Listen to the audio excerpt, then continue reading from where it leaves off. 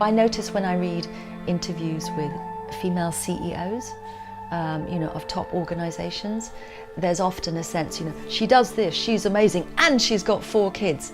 It never mentions whether a man CEO has children. It's about what he does for the company, it's about decisions he's made. It's not about whether he has children or not. So there is still a real double standard there.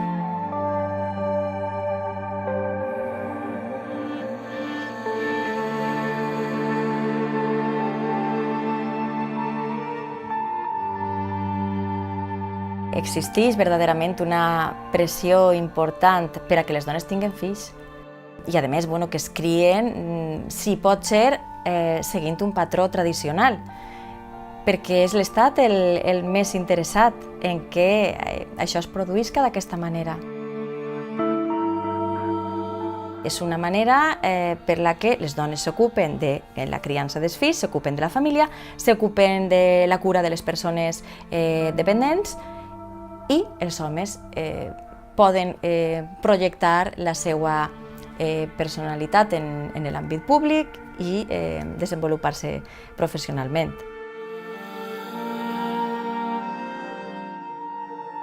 The overvaluing of motherhood as an institution, I think it is so high at the moment to almost counteract the fear around, well, what happens if more women choose not to have children? So I think childless women are now currently there, mothers are there as stereotypes.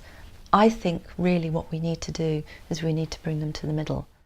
Me interesa mucho la figura de la supermadre. Yo defino a la supermadre como una mujer que no ha querido renunciar a ninguno de los ámbitos de sus intereses. Pero al mismo tiempo es una figura muy problemática porque viene a decirle a las demás mujeres que todo se puede hacer por triple y lo que no dice es que está agotada y que realmente no puede pensar en esa decisión.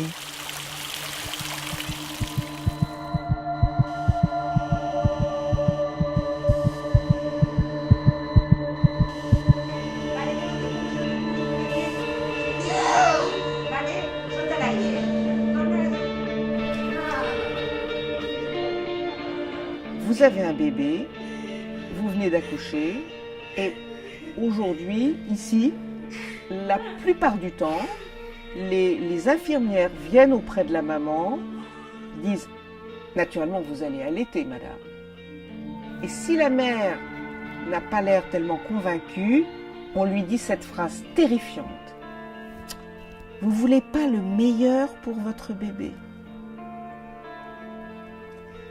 Vous savez, c'est difficile de résister.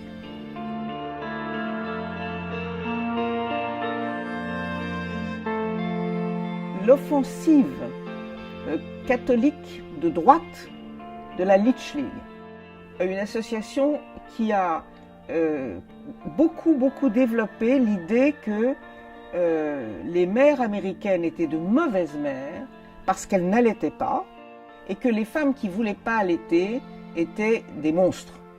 Des monstres. Et ce discours du petit groupe de femmes a eu une audience peu à peu avec les années extraordinaire. Si tú tienes una concepción de la maternidad intensiva, basada en una entrega total, absoluta y feliz hacia tu criatura, que solo vas a saber tú lo que le hace falta a tu hijo o a tu hija y que vas a excluir al resto de esos cuidados, pues eso tiene una carga y tiene un peso muy importante. Esa concepción de la maternidad lo que hace es volcarte a toda esa división sexual del trabajo en el hogar, a unas relaciones de poder muy claras, a una diferenciación muy clara de los roles de género, de a quién le corresponde qué y a quién no.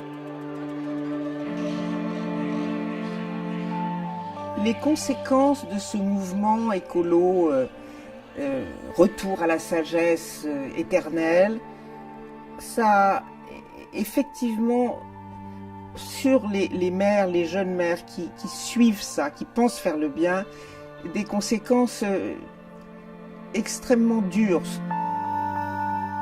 C'est une façon détournée de renvoyer les femmes à la maison. C'est une façon déguisée de laisser le monde extérieur, le monde économique, le monde professionnel aux hommes, le monde politique aux hommes.